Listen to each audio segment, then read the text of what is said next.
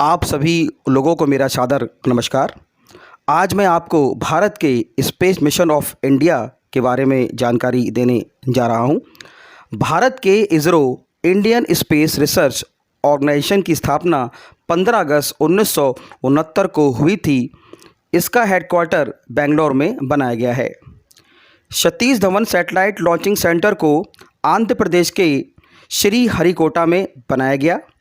वैज्ञानिक कारणों से सैटेलाइट लॉन्चिंग सेंटर को भूमध्य रेखा के पास तथा ईस्टर्न कोस्ट पर बनाया जाता है, क्योंकि इस रेखा पर पृथ्वी पर घूमने की गति सबसे अधिक होती है, जो कि 1670 किलोमीटर पर आवर होती है, तथा पृथ्वी वेस्ट से ईस्ट की ओर यानी कि पश्चिम से पूरब की तरफ घूमती है। ईस्टर्न कोस्ट होने के कारण जब रॉकेट यान से अलग होता है तो यह समुद्र में ही जाकर गिरता है। आइए हम इसको एक वीडियो के माध्यम से समझने की कोशिश करते हैं कि भारत ने अपने मून मिशन को कंप्लीट करने के लिए क्या क्या प्रयास किए। 1963 में भारत ने पहला साउंडिंग रॉकेट लॉन्च किया। विक्रम साराभाई और होमी जहांगीर भाभा ने उसे लॉन्च करने के लिए तिरुवनंतपुरम के पास मौजूद थुम्बा के मैरी मैगडलेन चर्च को चुना। डॉक्टर साराभाई ने जहां पर चर्च था वहां पे रॉकेट असेंबली प्लांट लगा। जो फादर परेरा का घर था वो ऑफिस बना, और जो मछुआरे का घर था वहीं पे लॉन्च साइट्स बनाई गई। और सन 63 में नवंबर में हमने भारत का पहला साउंडिंग रॉकेट वहां से लॉन्च किया। शाम का वक्त था, जो आकाश था वो क्रिम्सन हो चुका था, वो लाल हो चुका था, और उस लाल आकाश में वेपर ट्रेल डॉक्टर कलाम ने कई बार रिकॉल किया। 1979 में जब पहली बार सैटेलाइट लॉन्च की गई तो वो क्रैश होकर बंगाल की खाड़ी में जा गिरी। लेकिन इस नाकामयाबी ने इसरो के लिए नई बुलंदियों को छूने का रास्ता तैयार कर दिया। 79 में अनसक्सेसफुल लॉन्च मेरी काम किया था। 80 में उस अनसक्सेसफुल मिशन को हम वापस सक्सेसफुल में तब्दील कर पाए, बाकी दो स्टेजेस भी क्लियर कर पाए। 1980 में that was a huge milestone. बस फिर क्या था, उसके बाद भारत ने कभी पीछे मुड़कर नहीं देखा। देखते ही देखते ये स्पेस ऑर्गेनाइजेशन जिसने बैलगाड़ी पर रॉकेट ले जाने से शुरुआत की थी, वो चांद और मंगल ग्रह तक पहुंच गया। अक्टूबर 2008 में लॉन्च किया गया चंद्रयान 1, ऐसा पहला स्पेस मिशन जिसने चांद की सतह पर पानी के निशान को ढूंढ निकाला। ये इसरो की सबसे बड़ी उपलब्धियों में से एक है। 5 नवंबर 2013 भारत ने मार्स ऑर्बिटर मिशन लॉन्च किया। बेहतरीन टेक्नोलॉजी से लैस ये मिशन अपने पहले ही लॉन्च में कामयाब हुआ। यानी भारत ने वो कर दिखाया जो दुनिया का कोई और देश नहीं कर पाया। यानी कि एक रोबस्ट। 15 फरवरी 2017 इसरो ने रिकॉर्ड तोड़ 103 नैनो सैटेलाइट्स को और अर्थ ऑब्जर्वेशन के लिए बनी 714 किलोग्राम की सैटेलाइट को एक साथ एक ही रॉकेट से सफलतापूर्वक लॉन्च कर दिया और पूरी दुनिया को हैरान कर दिया। कहते हैं सितारों के आगे जहान और भी है। अंतरिक्ष में इंसान को भेजने से लेकर सूर्य तक सैटेलाइट भेजने तक भारत कई बड़ी तैयारियां कर रहा है। आइए एक बार हम अपने सौर मंडल यानी कि सोलर सिस्टम को भी हम समझ लेते हैं। सौर शब्द सूर्य से संबंधित है। सूर्य के परिवार को ही सामान्यतः सौर मंडल कहा जाता है। सूर्य के इस परिवार में अर्थात सौर मंडल में ग्रह, सैटेलाइट, उपग्रह सम्मिलित हैं। इसके अलावा धूमकेतु, उल्कापिंड, क्षुद्रग्रह आदि भी इस सौर मंडल में शामिल हैं।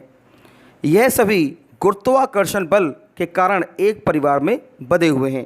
आइए हम इसको एक वीडियो के माध्यम से समझते हैं। दोस्तों, हमारे सोलर सिस्टम में कुल 8 प्लैनेट्स और एक स्टार है। स्टार का नाम सन है और बाकी के 8 प्लैनेट जैसे Mercury, Venus, Earth, Mars, Jupiter, Saturn, Uranus, Neptune, ये सभी ग्रह सूर्य का चक्कर लगाते हैं। अगर हम बात करें सोलर सिस्टम के पहले प्लैनेट की तो वो मरकरी है। ये सन के सबसे नज़दीकी प्लैनेट में से एक है, जो सन से लगभग 17 मिलियन किलोमीटर की दूरी पर है।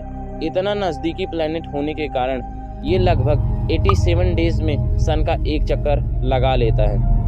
दोस्तों, इस प्लेनेट का कोई अपना मून नहीं है। आइए जानते हैं कि मरकरी में कौन कौन से तत्व मौजूद हैं। मरकरी पे sodium, sulphur, potassium, chlorine, thorium जैसे तत्व मौजूद हैं। दोस्तों, ये तो थी कुछ मरकरी की बातें। हमारा दूसरा प्लेनेट वीनस है। मरकरी के बाद वीनस ही सन के सबसे नज़दीकी ग्रह में से एक है। और बता दें, वीनस बाकी सभी प्लेनेट की कंपैरिजन में सबसे गर्म प्लेनेट है। और अगर हम बात करें सन से इस प्लेनेट की दूरी की, तो ये सन से लगभग 108 मिलियन किलोमीटर की दूरी पर है। इसके साथ ही यह एक चमकीला प्लेनेट है। और जब वीनस द्वारा सन का एक चक्कर लगाया जाता है तो वीनस पर केवल 1.5 दिन और 1.5 रातें होती हैं। वीनस प्लैनेट सन का एक चक्कर 1,26,000 किलोमीटर प्रति घंटा की स्पीड से लगाता है। इस प्लैनेट का भी कोई अपना मून नहीं है। वीनस लगभग 224 डेज में सन का एक चक्कर लगाता है और इस प्लैनेट का 19% हिस्सा अर्थ से मिलता है, जिसके कारण इसे अर्थ की सिस्टर भी कहा जाता है। दोस्तों, हमारा तीसरा प्लैनेट अर्थ है। आई होप कि आपको इसके बारे में पता होगा। तो हम बात करते हैं हमारे चौथे प्लैनेट के बारे में। हमारा चौथा प्लैनेट मार्स यानी कि मंगल। इस प्लैनेट को रेड प्लैनेट के नाम से भी जाना जाता है। मार्स की मिट्टी लाल है और इस पर जो पहाड़ और पर्वत हैं उनके कलर भी लाल है। ऐसा इसलिए क्योंकि इस प्लैनेट पर आयरन ऑक्साइड की मात्रा बहुत अधिक है। इस प्लैनेट की सन से दूरी लगभग 150 मिलियन किलोमीटर है। मार्स को सन का एक चक्कर लगाने में 320 डेज का टाइम लगता है। मार्स 86,000 किलोमीटर प्रति आवर्स की स्पीड से सूर्य का एक चक्कर लगाता है। साइंटिस्ट के अकॉर्डिंग इस पर भी कभी लाइफ एग्जिस्ट करती थी। हमारा पांचवा प्लैनेट जुपिटर, ये सोलर सिस्टम का सबसे बड़ा प्लैनेट है। ये पूरा गैसों से बना है। इसकी सन से दूरी लगभग 742 मिलियन किलोमीटर है। जुपिटर द्वारा सन का एक चक्कर लगाने में लगभग 960 डेज का समय लगता है और ये 47,000 किलोमीटर प्रति घंटे की स्पीड से सन का चक्कर लगाता है। इसका ग्रेविटी फोर्स अधिक होने के कारण इस पर आए दिन एस्टेरॉयड की बारिश होती रहती है। हमारा छठवां प्लैनेट सैटर्न प्लैनेट है। सैटर्न प्लैनेट एकमात्र ऐसा प्लैनेट है जिसके पास अपनी ग्रेविटी से बनी एक रिंग है, जिसके कारण वह काफ़ी अच्छा दिखाई देता है। पूरे सोलर सिस्टम में यह दूसरा सबसे बड़ा प्लैनेट है। सैटर्न से सन की दूरी 1.46 बिलियन किलोमीटर है। सैटर्न कुल 846 डेज में सूर्य का चक्कर लगाता है। ये लगभग 44,000 किलोमीटर पर आवर की स्पीड से सूर्य का चक्कर लगाता है। दोस्तों, हमारा सातवां प्लैनेट यूरेनस प्लैनेट है। बता दें कि अब तक के बताए गए सभी प्लैनेटों में से ये सबसे अलग प्लैनेट है।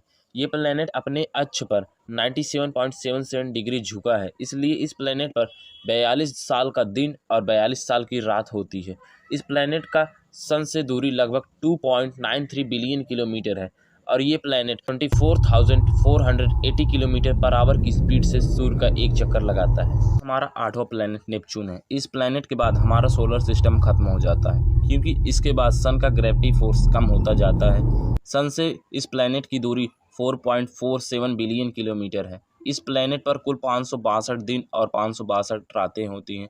यह प्लैनेट 19,514 किलोमीटर पर आवर की स्पीड से सन का एक चक्कर लगाता है। नेपच्यून के पास अपने टोटल 14 मून्स हैं। इस प्लैनेट पर hydrogen, helium, methane, ethane, ammonia जैसे एलिमेंट पाए जाते हैं। अभी हमने अपने सौर मंडल के बारे में जाना। चंद्रयान की बात करें तो चंद्रमा बचपन से ही हमारी हशरतों में शुमार रहा है। ना जाने कितनी धार्मिक मान्यताएं, गीत, शायरी चांद पर बनाए गए हैं। चाहे वो कोई गीत जैसे कि विरह गीत, रुक जा चांद ठहर जा रे चंदा, रूप का वर्णन हो, चांद आहें भरेगा, या प्यार का इजहार हो, चांद सी महबूबा हो मेरी तुम। आइए एक बार हम इन गानों की झलक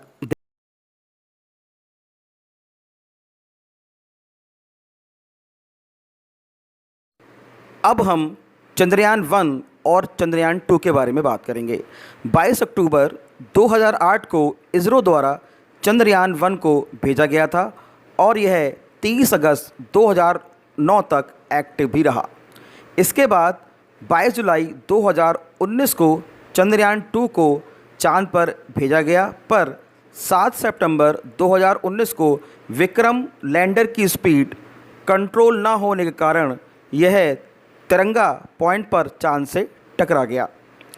हालांकि इसका ऑर्बिटर आज भी चांद की परिक्रमा कर रहा है व चंद्रयान 3 से इसकी बात भी हुई। आइए अब हम चंद्रयान 3 के बारे में बात करते हैं। हमारे माननीय प्राइम मिनिस्टर मोदी जी ने कहा था कि ना हम थके हैं ना हारे हैं, हम फिर से प्रयास करेंगे।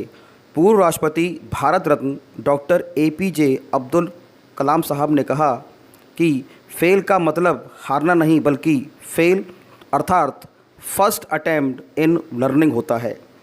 इसके बाद इसरो ने 600 साइंटिस्ट की एक टीम बनाई जिसने 4 साल की कड़ी मेहनत के बाद लगभग 615 करोड़ रुपए की लागत से चंद्रयान 3 को 14 जुलाई 2030 को दोपहर 2:30 बजे श्रीहरिकोटा से लॉन्च किया। पूरे दर्शक दीर्घा यहाँ बहुत उत्साहित। ऑटोमेटिक लॉन्च सीक्वेंस जारी है। All sequences down. L1 and VLPP open. Real-time programs activated. 5, 4, 3, 2. कंपन उत्पन्न कर रहा है। चंद्रमा की सतह पर अपना छाप छोड़ने के लिए चंद्रयान 3 अपने मिशन को पूरा करने निकल चुका है। तू होकर बेफिक्र रख ऊंचा अपना सर, मिशन को मन में रख के मिशन से आगे बढ़। सच होंगे सारे ख्वाब, खाई है जो कसम, बुलंदी के परे ले उड़ान। है इंडिया तेरे साथ, है इंडिया तेरे साथ, है इंडिया तेरे साथ, है इंडिया तेरे साथ, है इंडिया तेरे साथ, है इंडिया तेरे साथ, है इंडिया तेरे साथ, है इंडिया तेरे साथ।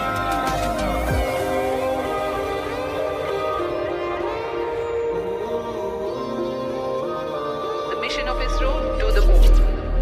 लगभग 40 दिनों बाद वेडनेसडे 23 अगस्त 2023 को शाम 6:03 पर यह यान शिव शक्ति पॉइंट पर सफलतापूर्वक उतरा। मून के साउथ पोल पर सफलतापूर्वक उतरने वाला भारत पहला देश बना।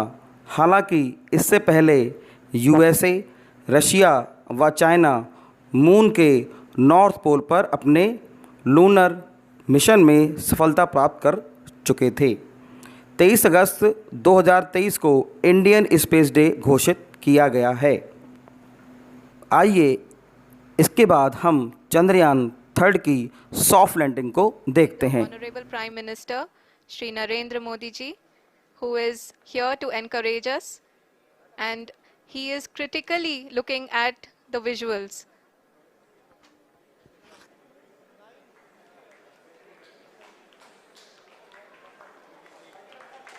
जी हाँ, आप अपनी स्क्रीन पे देख सकते हैं कि हम lander module People are applauding. Let Lander us all module wait to hear from the Secretary Department of Space and Chairman ISRO, Shri S. Somnath. आइए चंद्रयान 3 की सॉफ्ट लैंडिंग के बाद हम मोदी जी की स्पीच को सुनते हैं। Thank you sir.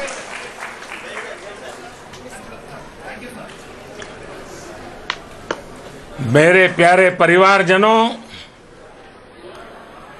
जब हम अपनी आंखों के सामने ऐसा इतिहास बनते हुए देखते हैं तो जीवन धन्य हो जाता है। ऐसी ऐतिहासिक घटनाएं राष्ट्र जीवन की चिरंजीव चेतना बन जाती है। ये पल अविस्मरणीय है। ये क्षण अभूतपूर्व है। ये क्षण विकसित भारत के शंखनाद का है। ये क्षण नए भारत के जयघोष का है। ये क्षण मुश्किलों के महासागर को पार करने का है। ये क्षण जीत के चंद्र पथ पर चलने का है। ये क्षण 140 करोड़ धड़कनों के सामर्थ्य का है।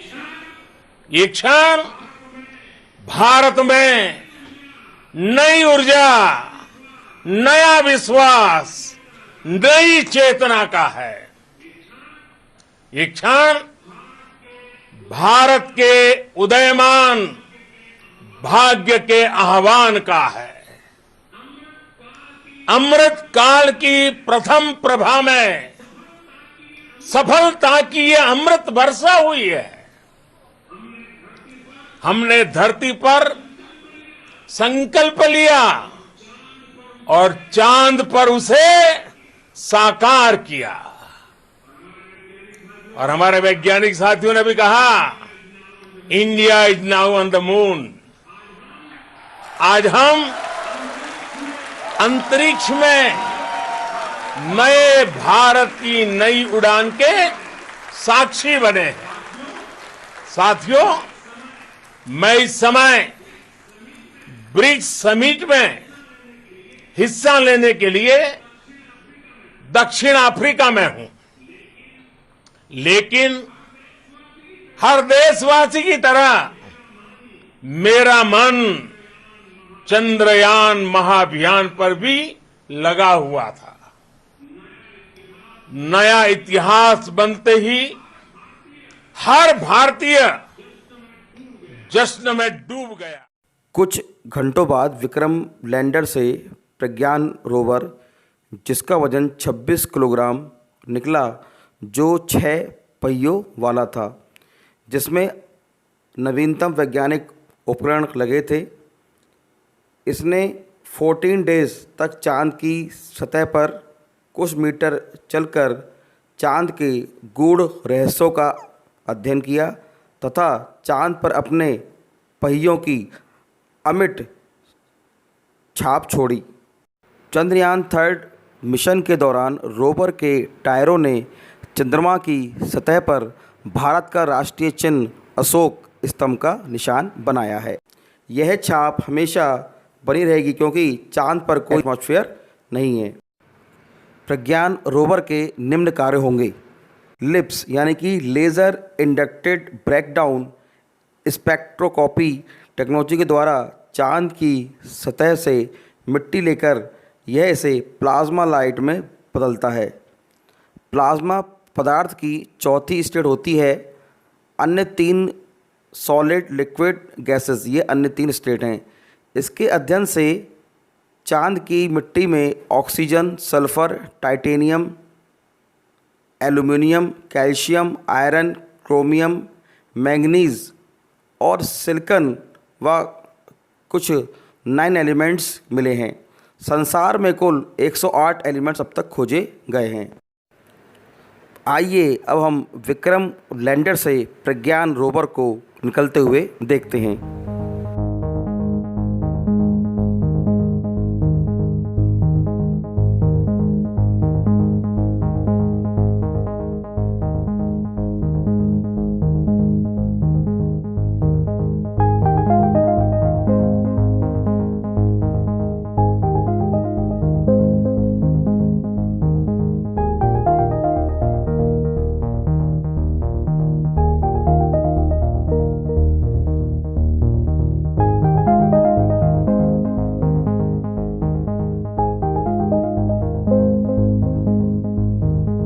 आखिर स्पेस मिशन चंद्र मिशन के दौरान हमें क्या हासिल हुआ, इसका क्या निष्कर्ष निकला, इसको भी जान लेते हैं। विश्व के 193 देश विज्ञान के क्षेत्र में भारत को सम्मान की दृष्टि से देखने लगे हैं, जिसमें भारत का गौरव बढ़ा है। NASA national aeronautics and space administration ने भी भारत की तारीफ की है। नासा में 25% से ज़्यादा इंडियन साइंटिस्ट हैं, जिसमें यह संख्या और भी आगे बढ़ेगी। इस क्षेत्र के साथ साथ अन्य क्षेत्र में भी रोजगार के अवसर बढ़ेंगे। भारत के साइंटिस्टों का ही कमाल है कि कोरोना काल में बस कुछ ही देश वैक्सीन बना पाए और यहाँ भारत ने झंडे गाड़ दिए। इस मिशन के दौरान AI यानी कि आर्टिफिशियल इंटेलिजेंस टेक्निक का भी यूज़ किया गया है। हमें आपसे उम्मीद है कि आपको हमारी यह प्रस्तुति अवश्य पसंद आई होगी। हिंदुस्तान जिंदाबाद था, जिंदाबाद है, जिंदाबाद रहेगा। जय हिंद, जय भारत।